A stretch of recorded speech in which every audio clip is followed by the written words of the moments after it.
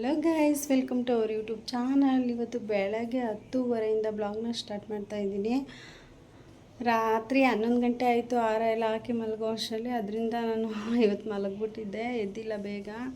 ಈಗ ಕೆಲಸ ಎಲ್ಲ ಸ್ಟಾರ್ಟ್ ಮಾಡ್ಕೊಬೇಕು. ಎಲ್ಲ ಕೆಲಸ ಇವಾಗ ಮಾಡಬೇಕು. ನಿನ್ನೆ ನನ್ನ ಮಗಳು ಫ್ರೆಂಡ್ಸ್ನೆಲ್ಲ ಕರ್ಕೊಂಬಂದು ಪಲಾವ್ ಮಾಡಿ ತಿಂದ್ಬಿಟ್ಟು ಪಾತ್ರೆ ಎಲ್ಲ ಹಂಗೆ ಬಿಟ್ಬಿಟ್ಟವಳೆ. ನಾನು 11 ಗಂಟೆ ಆಯ್ತಲ್ಲ ಬಂದಿದ್ದೆ. ಅಮ್ಮನ ಮನೆ ಹತ್ರ ಹಾರ ಹಾಕ್ಕೊಂಡು ಕೂತಿದ್ದೆ. ಇಲ್ಲಿ ಬಂದಿದ್ದು 11 ಗಂಟೆ ಆಯಿತು. ನೋಡಿಬಿಟ್ಟು ಅಷ್ಟೊತ್ತಿನಲ್ಲಿ ನನ್ನ ಕೈಲಿ ತೊಳೆಯೋಕ್ಕಾಗಿಲ್ಲ. ಬೆಳಗ್ಗೆ ಬೇಗ ತೊಳ್ಕೊಳ್ಳೋಣ ಅಂದ್ಕೊಂಡೆ, ನಿದ್ದೆ ಇಲ್ಲದೆ ಇರೋದಕ್ಕೆ ನಿದ್ದೆ ಬಂದುಬಿಡ್ತು, ಮಲಗಿಬಿಟ್ಟೆ. ಈಗ ಪಾತ್ರೆ ಎಲ್ಲ ತೊಳೆದು ಮನೆ ಒರೆಸಿ ದೇವ್ರ ಪೂಜೆ ಮಾಡಬೇಕು. ಇವತ್ತು ಭಾನುವಾರ, ನಮ್ಮ ಮನೆ ದೇವ್ರ ವಾರ ಇದೆ, ವಾರ ಮಾಡಬೇಕು. ಮತ್ತು ನಾನು ಇಷ್ಟು ದಿನ ಬ್ಲಾಗ್ನ ಮಾಡಿಲ್ಲ, ಇವತ್ತು ಬ್ಲಾಗ್ನ ಸ್ಟಾರ್ಟ್ ಮಾಡ್ತಾಯಿದ್ದೀನಿ. ದಯವಿಟ್ಟು ಎಲ್ಲರೂ ನನಗೆ ಸಪೋರ್ಟ್ ಮಾಡಿ ಅಂತ ಕೇಳ್ತಾ ಇದ್ದೀನಿ. ಮತ್ತು ಒಂದು ಸ್ವಲ್ಪ ನನಗೆ ಯಾಕೋ ಅಂದರೆ ಫೋನ್ ಇರಲಿಲ್ಲ ನನ್ನ ಹತ್ರ ಬ್ಲಾಗ್ನ ಮಾಡೋಕ್ಕೆ. ಮತ್ತು ನಮ್ಮ ಅವ್ರನ್ನ ಕರ್ಕೊಂಬಂದಿದ್ದೆ. ಇಲ್ಲಿ 2 ತಿಂಗಳು ಇಲ್ಲೇ ಇದ್ದರು ನಮ್ಮ ಮನೆಯಲ್ಲಿ. ಅದರಿಂದ ನನಗೆ ಅವ್ರನ್ನ ನೋಡಿಕೊಂಡು ಬ್ಲಾಗ್ನ ಮಾಡೋಕ್ಕಾಗಲಿಲ್ಲ. ಇವತ್ತಿಂದ ಬ್ಲಾಗ್ನ ಸ್ಟಾರ್ಟ್ ಮಾಡ್ತಾಯಿದ್ದೀನಿ. ದಯವಿಟ್ಟು ಎಲ್ಲರೂ ನನಗೆ ಸಪೋರ್ಟ್ ಮಾಡಿ ಅಂತ ಕೇಳ್ತಾ ಇದ್ದೀನಿ. ಮತ್ತು ಸ್ವಲ್ಪ ಯಾಕೋ ಕೆಲಸ ಮಾಡೋಕ್ಕಾಗಲ್ಲ, ಈ ಥರ ಇರ್ತಾ ಇರುತ್ತೆ ನನ್ನ ಮೈಂಡ್ ಸೆಟ್ಟು. ಅದೇ ಅಂದರೆ ಇವಾಗ ಸ್ವಲ್ಪ ಚೇಂಜ್ ಮಾಡ್ಕೊಂಡಿದ್ದೀನಿ. ಇಷ್ಟು ದಿನ ಆ ಥರ ಇರ್ತಾಯಿತ್ತು. ಯಾಕೆ ಅಂತ ನನಗೂ ಗೊತ್ತಿಲ್ಲ. ಯಾವುದು ಕೆಲಸನೂ ಮಾಡಬೇಕು ಆನ್ ಟೈಮಿಗೆ ಮಾಡೋಕ್ಕಾಗಲ್ಲ, ಈ ಥರ ಇರ್ತು. ಮಾಡ್ತಿದ್ದೆ ಯಾವತ್ತೂ, ಅಂದರೆ ಪೂಜೆ ಯಾವತ್ತೂ ಮಿಸ್ ಮಾಡಿಲ್ಲ. ಪೂಜೆ ಮಾಡ್ತೀನಿ, ಆದರೆ ಇಷ್ಟೇ ಗಂಟೆಗೆ ಮಾಡಬೇಕು, ಹಿಂಗೆ ಮಾಡಬೇಕು ಅಂತ ಮಾಡೋಕ್ಕಾಗಲ್ಲ. ಮಾಡ್ತಾಯಿದ್ದೀನಿ.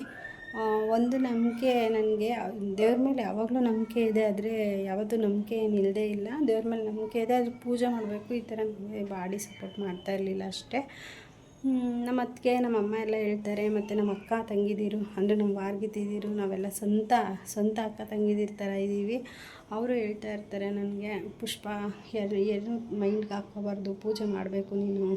ಮಾಡ್ತೀನಿ ನಾನು ಅಂತ ಎದ್ಬಿಟ್ಟು ಮಾಡಿಬಿಡು, ಆಗುತ್ತೆ ನಿನ್ನ ಕೈಲಿ ಅಂತ ಅಂತಾರೆ. ಆದರೂ ಯಾಕೋ ನನಗೆ ಅವ್ರು ಹೇಳ್ತಾರೆ ನನ್ನ ಕೈಲಿ ಮಾಡೋಕ್ಕಾಗ್ತಾ ಇರಲಿಲ್ಲ. ಇವಾಗ ಮಾಡ್ತಾಯಿದ್ದೀನಿ, ಆದಷ್ಟು ಪ್ರಯತ್ನಪಟ್ಟು ಪೂಜೆ ಎಲ್ಲ ಮಾಡ್ತಾಯಿದ್ದೀನಿ ನಾನು. ಆಮೇಲೆ ಇದು ಏನಾದರೂ ಕಷ್ಟ ಅಂತ ಬಂದಾಗ ನಮ್ಮ ರಿಲೇಟಿವ್ ಇರ್ತಾರಲ್ಲ, ಅವರು ದುಡ್ಡು ಕಾಸಿಂದು ಹೆಲ್ಪ್ ಮಾಡ್ಬೋದು. ಮತ್ತು ಏನಾದರೂ ಆಗಲಿ ಸಪೋರ್ಟ್ ಮಾಡ್ಬೋದು, ಹೆಲ್ಪ್ ಮಾಡ್ಬೋದು, ಕೇಳ್ಬೋದು. ಏನಾಗೈತೆ, ಏನು ಪ್ರಾಬ್ಲಮ್ ಅಂತ ಕೇಳ್ಬೋದು ಅವರು. ಅಷ್ಟು ಬಿಟ್ಟರೆ ನನ್ನ ಮನಸ್ಸಲ್ಲಿರೋ ನೋವು, ನನ್ನ ಮನಸ್ಸಲ್ಲಿರೋ ಇದನ್ನು ಅವ್ರು ತೊಗೊಳಕ್ಕಾಗಲ್ಲ. ಮತ್ತು ಅವ್ರಿಗೆ ಅದು ಅರ್ಥನೂ ಆಗೋಲ್ಲ. ನಾನು ಹೇಳಿದ್ರು ಅವ್ರಿಗೆ ಅರ್ಥ ಆಗೋಲ್ಲ. ನನ್ನ ಮೈಂಡ್ ಏನು ನೋಡ್ತಾಯಿದೆ, ನನ್ನ ಮನಸ್ಸೇನು ನೋಡ್ತೈತೆ, ನನಗೇನಾಗ್ತೈತೆ ಅಂತ ಅವ್ರಿಗೆ ಗೊತ್ತಾಗಲ್ಲ. ಪಾಪ ಆದಷ್ಟು ಎಲ್ಲರೂ ನನಗೆ ಸಪೋರ್ಟ್ ಮಾಡೋರೆ. ಅಮ್ಮ, ಅತ್ತಿಗೆ, ಅಪ್ಪ, ಅಣ್ಣ, ಮತ್ತು ನಮ್ಮ ವಾರಾಗಿತ್ತಿದ್ದೀರೋ ಅವರು ತುಂಬ ಹೆಲ್ಪ್ ಮಾಡೋರೆ ನನಗೆ.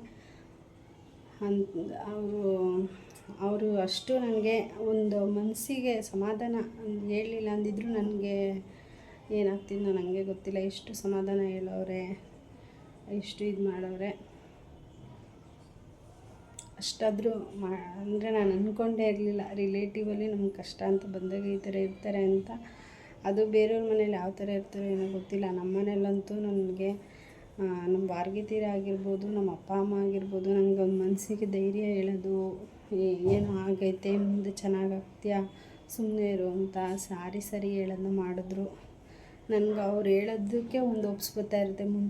ಮೊದಲು ಥರ ನಾನು ಆಗ್ತೀವಿ ಮತ್ತೆ ಅನ್ನೋದು ನಂಬಿಕೆ ಬರ್ತಾ ಇರುತ್ತೆ. ಮತ್ತು ನನಗೆ ನಮ್ಮ ಅಕ್ಕ ಇದ್ದಾರೆ, ನಮ್ಮ ವಾರಗಿತ್ತಿ. ಏನೇ ಪ್ರಾಬ್ಲಮ್ ಇದ್ದರೂ ಅವ್ರ ಹತ್ರ ಹೋಗಿ ಹೇಳ್ಕೊಂಡ್ರೆ ನನಗೆ ಸಮಾಧಾನ ಆಗೋದು, ಇಲ್ಲಾಂದರೆ ಸಮಾಧಾನವೇ ಆಗೋಲ್ಲ ನನಗೆ ಏನೇ ಇದಿರಲಿ. ನಾನು ಫಸ್ಟು ಹೋಗೋದೇ ಅವ್ರ ಮನೆಗೆ. ಫಸ್ಟ್ ಹೋಗಿ ಅಲ್ಲಿ ಹೇಳ್ಬಿಟ್ರೆ ನನಗೆ ಸಮಾಧಾನ. ನಾನು ಬೇರೆ ಯಾರ ಹತ್ರನೂ ಹೇಳ್ಕೊಳಕ್ಕೆ ಹೋಗೋಲ್ಲ. ಅಲ್ಲೋಗಿ ಹೇಳ್ಕೊತೀನಿ, ಹಿಂಗಿದೆ ಅಕ್ಕ ಅಂದರೆ ಅವ್ರು ಏನಾದರೂ ಸೊಲ್ಯೂಷನ್ ಕೊಡ್ತಾರೆ. ನನಗೆ ಏನಾದರೂ ನನ್ನ ಪ್ರಾಬ್ಲಮ್ಗೆ ಸೊಲ್ಯೂಷನ್ ಕೊಡ್ತಾರೆ. ಅದರಿಂದ ನಾನು ಇವತ್ತು ಮತ್ತೆ ಹೊರಗಡೆ ಬರೋಕ್ಕಾಗ್ತಾಯಿದೆ ಅಂತ ನನ್ನ ನಂಬಿಕೆ. ಥ್ಯಾಂಕ್ ಯು ಅಕ್ಕ ಅಂತ ಹೇಳೋಕ್ಕೆ ಇಷ್ಟಪಡ್ತೀನಿ. ಇವತ್ತು ಮದರ್ಸ್ ಡೇ ಸ್ಪೆಷಲ್ ಅಂದ್ಬಿಟ್ಟು ಮಗಳ ನಾಷ್ಟ ಮಾಡಿಕೊಟ್ಟಲ್ಲ ನನಗೆ. ನಿನಗೆ ಏನು ಜ್ಞಾಪನ ಗೊತ್ತಾಯ್ತು ಇವತ್ತು ನಾಷ್ಟ ಮಾಡಿದ್ದಕ್ಕೆ? ಏನಿಲ್ಲ, ನನ್ನ ತಂಗಿ ತಮ್ಮನ ಗೋಳಿ ಕಡೆ ಜ್ಞಾಪನ ಗೊತ್ತಾಯ್ತು. ಹೆಂಗೆ ಗೋಳಿಕೊಂತಿದ್ದೆ? ಅಡುಗೆ ಮಾಡಿಸ್ತೀನಿ ಅಂತ ಸುಳ್ಳು ಹೇಳ್ಬಿಟ್ಟು ತರಕಾರಿ ಕಟ್ ಮಾಡಿಸ್ಕೊಬಿಟ್ಟು ಆಮೇಲೆ ನಾನೇ ಅಮರ್ಸ್ಬಿಟ್ಟು ಅಡುಗೆ ಮಾಡ್ತಿದ್ದೆ. ಆಮೇಲೆ ಇನ್ನೂ ಯಾರನ್ನೆಲ್ಲ ಗೋಳು ಇಟ್ಕೊಂಡಿದ್ಯಾ? ನಮ್ಮ ಮನೆ ಬಾಡಿಗೆ ಗೊಬ್ಬಲ್ ಒಯ್ಯಂತ ಇದ್ದ, ಅವನಂತ ಯೋಚಿಸ್ಬಿಟ್ಟಿದ್ದೀನಿ ಪಾಪ. ಇವಾಗ ಇಲ್ಲ ಯಾರನ್ನ ಯೋಚಿಸ್ತಾ ಇದೆಯಾ? ಆಮೇಲೆ ನಾಷ್ಟ ಮಾಡಿಬಿಟ್ಟು ಮನೆ ಒರೆಸಿ ಸ್ನಾನ ಮಾಡ್ಕೊಂಡು ಇವಾಗ ದೇವ್ರ ಪೂಜೆ ಮಾಡಬೇಕು. ಗಂಟಲು ನೋವಿರೋದ್ರಿಂದ ಫಸ್ಟು ನಾಷ್ಟ ಮಾಡಿಬಿಟ್ಟು ಮಾತ್ರ ನನಗೆ ಆಮೇಲೆ ಮನೆ ಒರೆಸಿ ಸ್ನಾನ ಮಾಡಿ ಪೂಜೆ ಮಾಡೋಣ ಅಂದ್ಬಿಟ್ಟು ಮಾಡ್ತಾಯಿದ್ದೀನಿ.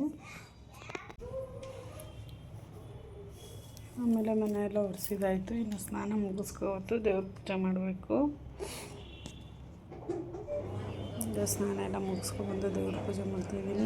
ಏನಾಗಿದೆ ಅಂತ ಗೊತ್ತಿಲ್ಲ. ಹೂವು ಹಾಕ್ತೀನಲ್ಲ ಅದಕ್ಕೆ ಹೂವಕ್ಕೆಲ್ಲ ಔಷಧಿ ಎಲ್ಲ ಹೊಡೆದಿರ್ತಾರಲ್ಲ ಅದಕ್ಕೇನೋ ಗೊತ್ತಿಲ್ಲ. ಗಂಟಲು ನೋವು ನಾವು ಅಬ್ಸರ್ವ್ ಮಾಡಿದ್ದೀನಿ. ಯಾವಾಗ ಹೂವು ಕೈ ಇಕ್ತೀನಿ ಅವಾಗ ಜಾಸ್ತಿ ಆಗ್ತಾಯಿರುತ್ತೆ ಗಂಟಲು ನೋವು. ನಮಗೆ ಫುಲ್ಲು ಒಳಗಡೆ ಎಲ್ಲ ಗುಳ್ಳೆ ಆದಂಗೆ ಆಗ್ಬಿಟ್ಟೈತೆ.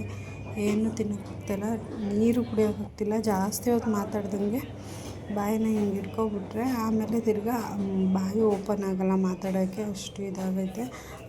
ಒಂದೇ ಸಮ ಮಾತಾಡ್ತಿರ್ಬೇಕು, ಇಲ್ಲಾಂದರೆ ಏನಾದರೂ ಒಂದು ಸ್ವಲ್ಪ ಹೊತ್ತು ಹಿಡ್ಕೊಂಡ್ರೆ ಹಂಗೆ. ಈಗ ಪೂಜೆ ಎಲ್ಲ ಮುಗೀತು. ಪೂಜೆ ಎಲ್ಲ ಮುಗಿಸ್ಕೊಂಡು ನಾವು ನಮ್ಮ ಅಮ್ಮ ಮನೆ ಹತ್ರ ಹೋಗೋಣ ಅಂತ ರೆಡಿ ಆಯಿತು. ಇಲ್ಲೇ ಪಕ್ಕದ ರೋಡ ಅಮ್ಮನ ಮನೆ.